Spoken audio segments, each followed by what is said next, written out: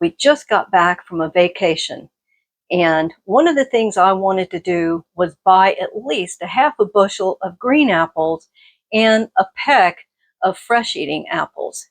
And Ellijay, Georgia did not disappoint. I bought a half a bushel of mutsu for making the applesauce, and we bought Suncrisp for fresh eating. And they're crisp, sweet, the skin is pretty tender, and I tell you what, it's the best fresh eating apple I've ever had. I was a little bit stymied about how am I going to go about doing this. I watched several other fellow YouTube people, and there's all kinds of ways you can do this. One way that was very appealing to me was not having to peel your apples and then run them through a strainer like this one so that you don't have to go through that step. But then another YouTube person said they don't like the taste that leaving the skins on gives the finished product. So that's why I'm doing a trial run today. So I am set up to make applesauce, and I'm going to show you what I'm doing with my first trial run. All I have needs, I have not provided. In the end, you're going to need water bath, so make sure that you've got the equipment to do that. You can use any deep pot so long as it's deep enough to submerge your jars. Now, I'm only going to do pints. If you're going to use quarts, you're probably going to have to buy one of those deep water canners. If you do not have a rack like I have, just get your rings that go on your big jars or a bunch of your little rings and line it up on the bottom, because you don't want to be sitting your jars right on the bottom. They need to be suspended so that they don't crack from direct heat from the bottom. First of all, if you're not going to use your apples right away, you do need to keep them in cold storage, especially if you live here in Florida, where the daytime temperatures here at the end of September is still in the lower to mid 90s. I didn't have any more Tupperware containers, and I wanted to put the rest of them in a fruit or vegetable crisper drawer. And what I've done here is put them in a Debbie Meyer bag. It just helps it stay fresh longer. So I'm going to put these away, and I'm only going to work with some apples that I pulled out that have some blemish or a bruise on them, and I'm going to use those first today. So there's two methods. One is peel your apples, and the other is just quarter them and cook them, seeds, core, skin, and all. So I'm going to give these a quick wash, and we're going to quarter some, and we're going to peel the other half. They're washed now, and I've separated them into two piles. I have some that I think will go through the peeler better than others. There's one of these that's kind of soft, and if they have a big spot on them, the peeler can kind of get hung up on it.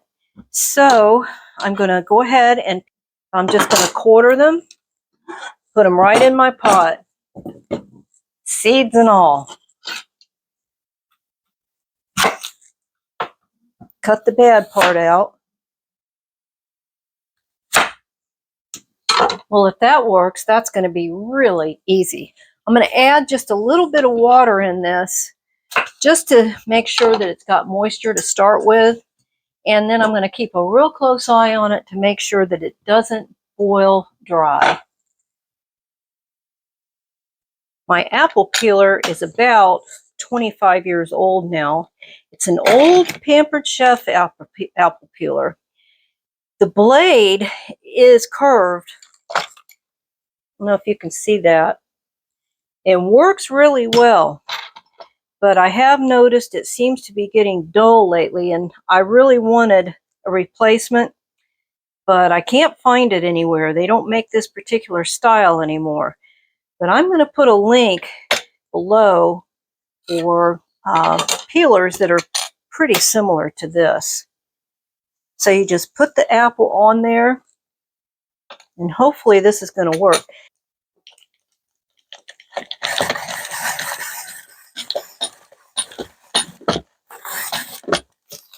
Okay, it got hung up on that bruise, and that's the end of that. The one thing I remember from, I guess it was about 47 years ago when I made applesauce, I was visiting my father and he volunteered to help me peel and core the apples. Well, I didn't want to bother him, so I declined. Well, he watched me for a few minutes and then he got out his apple peeler core slicer and whipped out those apples in no time at all, and it made me a believer in these contraptions. So here we go. Sometimes they work and sometimes they don't. It all depends on your apple. If your apples are good and crisp and hard all the way through, the apple peeler slicer core is a good thing to have.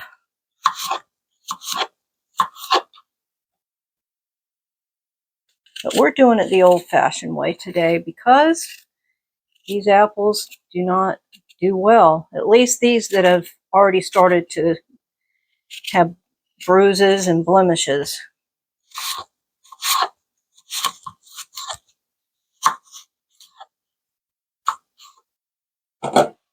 These first apples are already getting soft and the peel is coming off. That didn't take long, just long enough for me to get this pot peeled. We'll cook them down until they're soft and then we'll run them through the sieve. That didn't take long at all. While I'm waiting for this pot to cool off before I put it through the strainer, I just want to say thank you for watching and please subscribe. You'll find playlists that teach you how to grow sweet potatoes, pumpkins, tomatoes, all kinds of things. And you might want to visit my Etsy shop. I have two. One is gifts for gardeners and one is gifts for Christians. So I put the link below. Don't miss out. You're going to like it. I'm constantly adding things to it. So grow with me. This is a KitchenAid attachment. There's all kinds of pieces here, and I don't know the proper names. So this is a doohickey. I do know that's called a hopper. That looks like a big screw, right? This is a strainer. This is a big screw-on thing. And this is this thing that shoots the separated stuff out. And this is what you push it down with. So come on in closer. I'm going to show you how to assemble this thing together.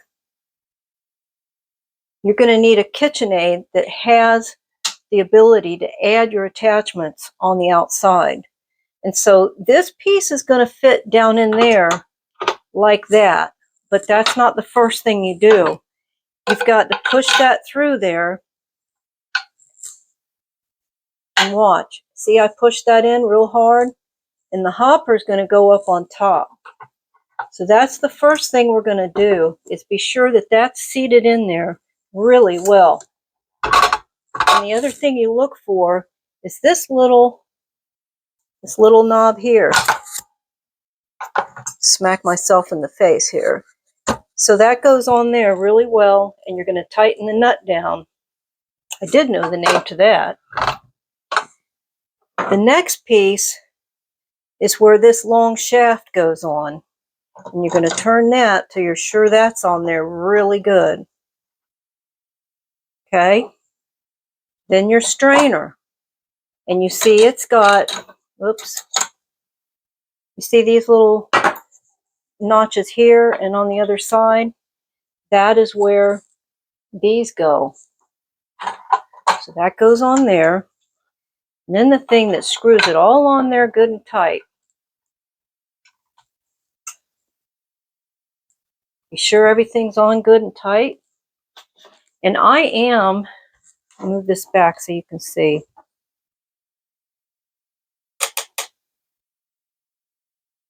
Somewhere along the line, I lost the little thing that supposedly it's supposed to be attached to that, but it's gone. However, it will work. I've done tomatoes with this, so hopefully it's going to work with the apples as well.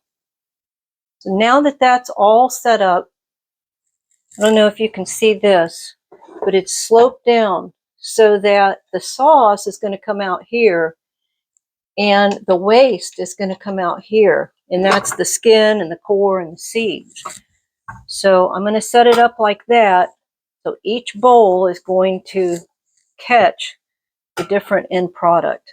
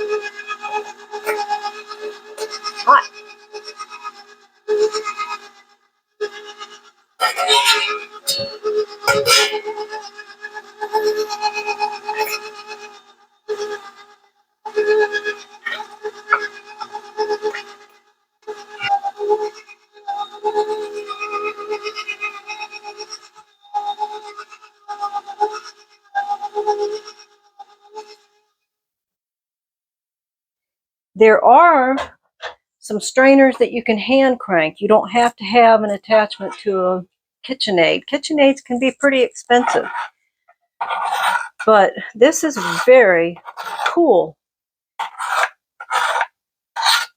So this combined with what I have on the stove might be the perfect answer, but I got to give it the taste test, you know.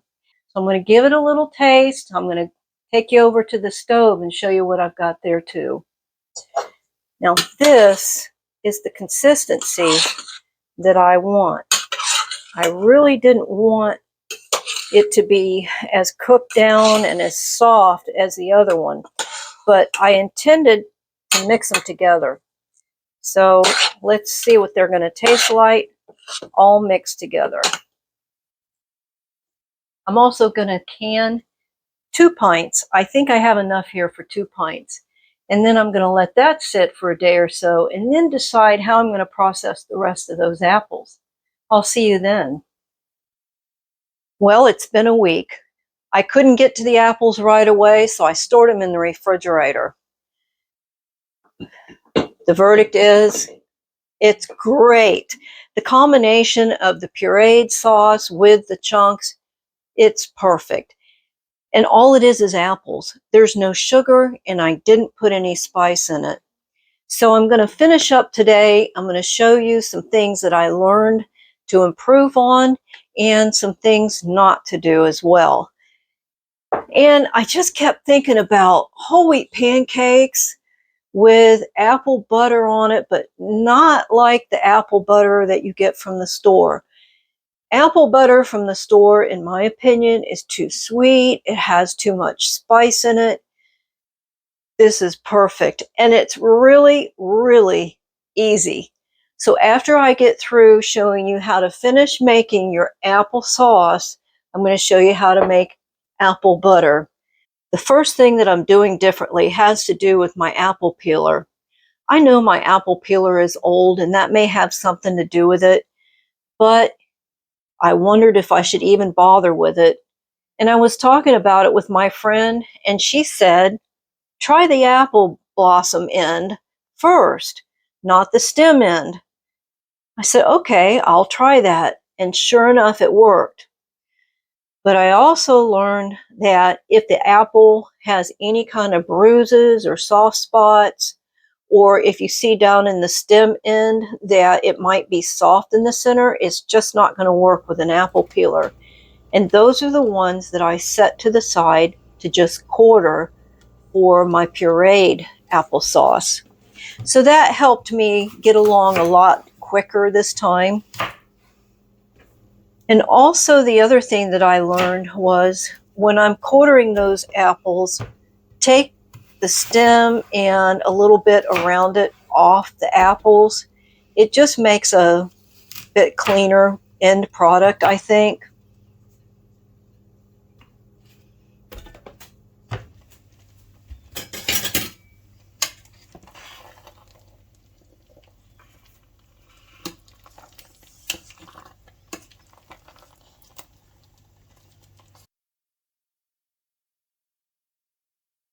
Now I have the strained applesauce and the chunky applesauce.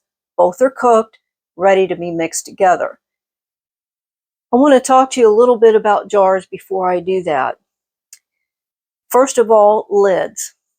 I have my lids in some hot water ready to go. I reuse my lids. I'm not telling you to do that, but I do, and here's how I determine whether I can reuse a particular lid or not. Here's an example of some lids that I will not reuse. If you look real closely, they are wearing thin, so look at the white part. I do can tomatoes, so it looks like it could be a stain, but when I look really closely, I see that the white is wearing through.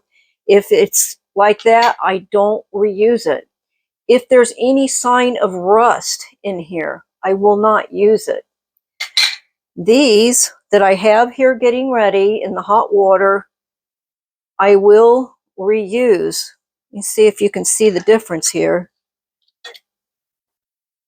You might see a little spot on the rubber part, but the white part is intact. Also, some of my lids, you might see where I've had to use the lid opener to open it, and it makes a little,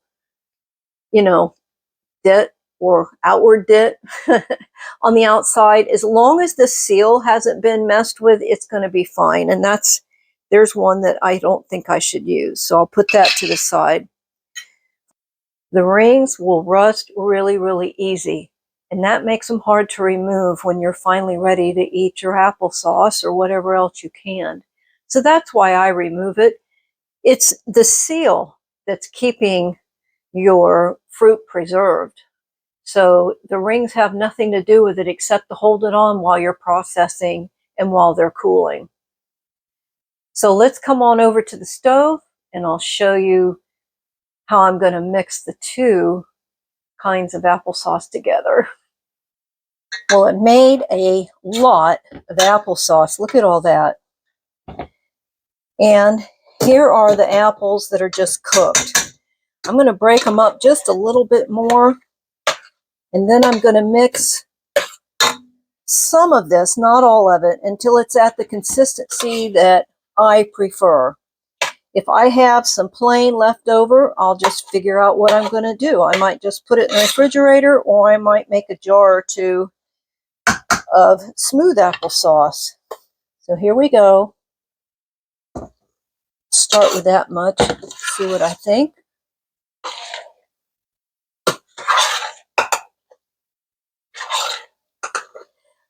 At this point, if you feel that it needs sugar, feel free.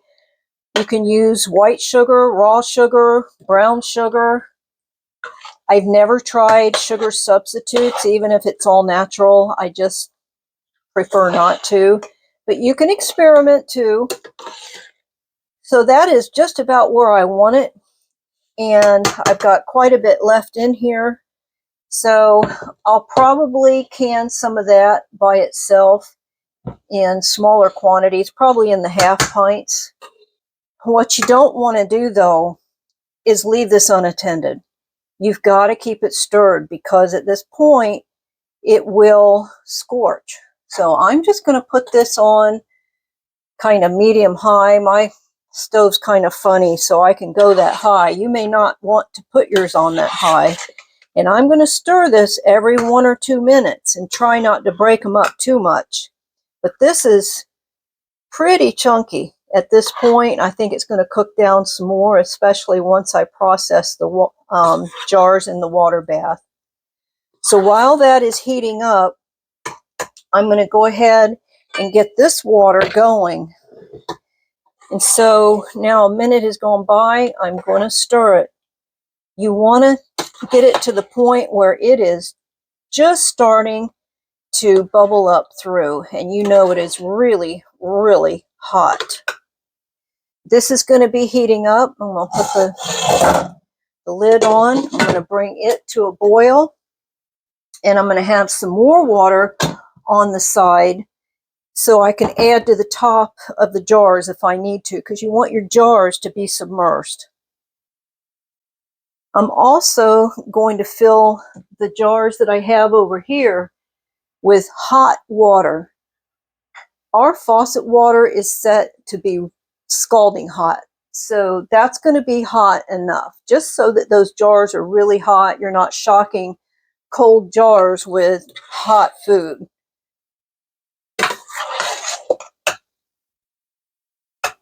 I wish you could smell this. It smells so good. And it's just apples. It's just apples.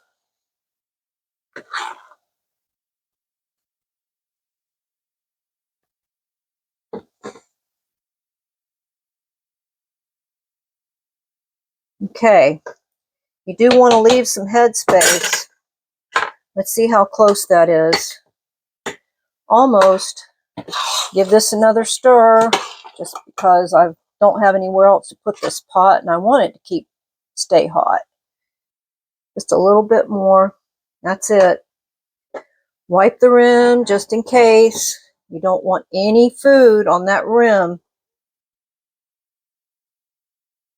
The lid. The ring. And I'm going to set that to the side for just a minute. You see that bubble? I don't usually de-bubble, but since this is thick, I'm going to do it.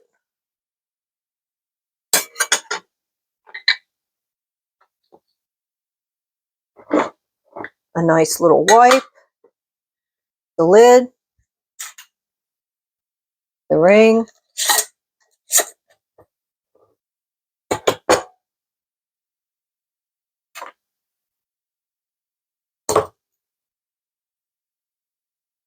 Okay, we're going to just set them on down in there. This pot is just barely deep enough for pints. If I wanted to do quarts, I would have to go buy a water bath canning pot. They are really tall. They're really deep. Okay. I don't think I'm going to get 5 in here. Only 4. Well, phooey. Okay, well, that's the way it goes. We'll do 4 at a time. Be sure that the water is above the lids, and I'm going to add just a little bit more to that, just to be sure that the lids are sufficiently underwater. Now, as soon as that comes to a boil, a good hard boil, then I'm going to turn it down just a little bit. You want it to continue boiling. And you're going to go for 20 minutes for pints.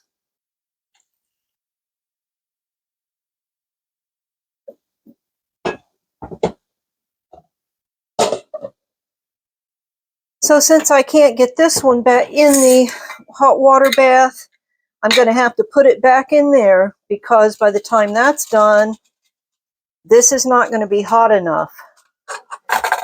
So that's okay. We'll just heat it up again.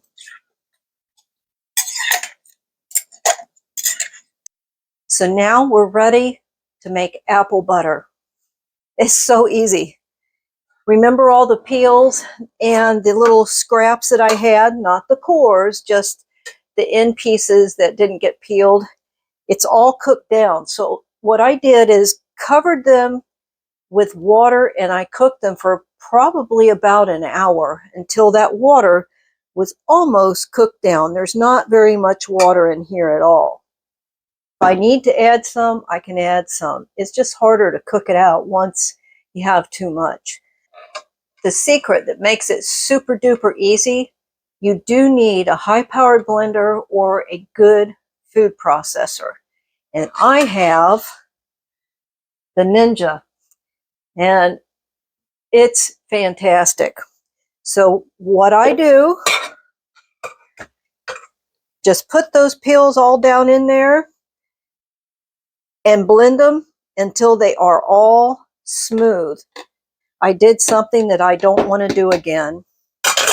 I learned not to put the cores in because the cores contain seeds, and even the Ninja doesn't get rid of or blend all the seeds in. And so I just had to pick some seeds out. I also had to pick some blossom ends out.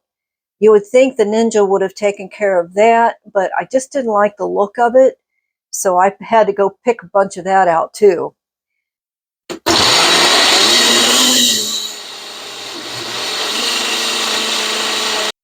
Just keep going till it's smooth. Now, at this point is when you start heating it up and cooking it some more, and you're going to add whatever sugar and spices that you like.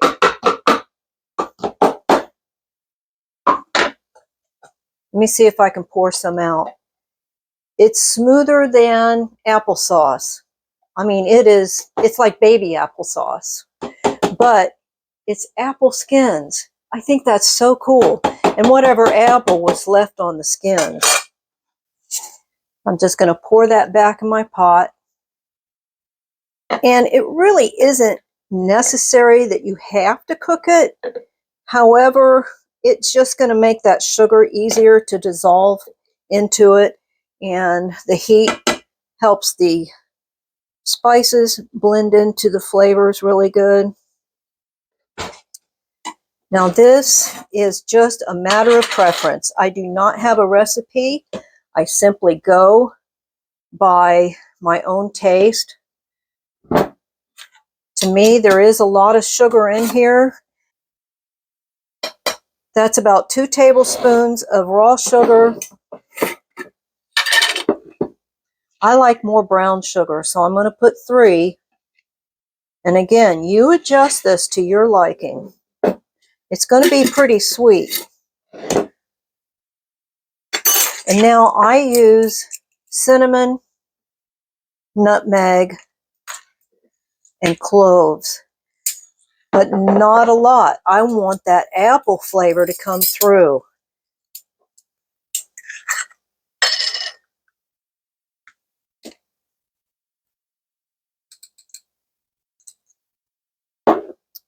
Okay, that is about 1/8 teaspoon of cinnamon.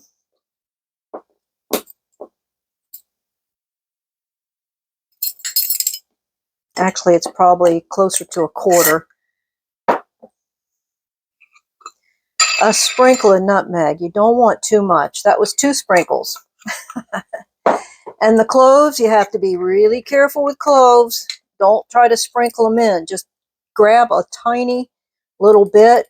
It's almost like a half of a, that might be 1/8, maybe. In fact, I don't, little less than that. That's my own preference. Give that a stir, take it over to the stove, heat it up till it's all blended together.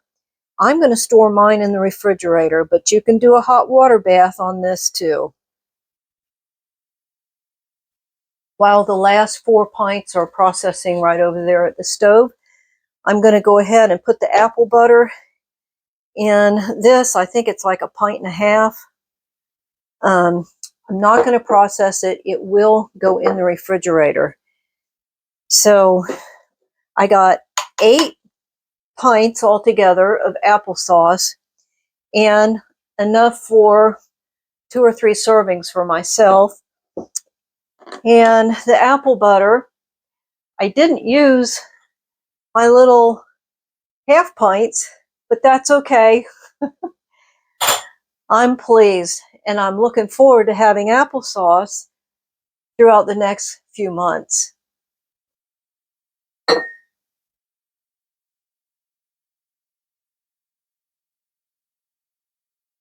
I have 10 pints of applesauce altogether. So I did 8 today, and the 2 are from my experiment. You know, if you don't have a KitchenAid or a hand crank that will separate out the core and the skins from your apples, it's okay. Just peel them, core them, slice them, and cook your apples down until they're the consistency that you like. Use a potato masher if you want them really, really smooth. You don't have to have equipment other than your pots and your jars if you're going to preserve them. Hey, I really appreciate you watching. I know your time is valuable, and I hope it was helpful. Thanks for going along on this big experiment with me. And I'd say it turned out well. Great.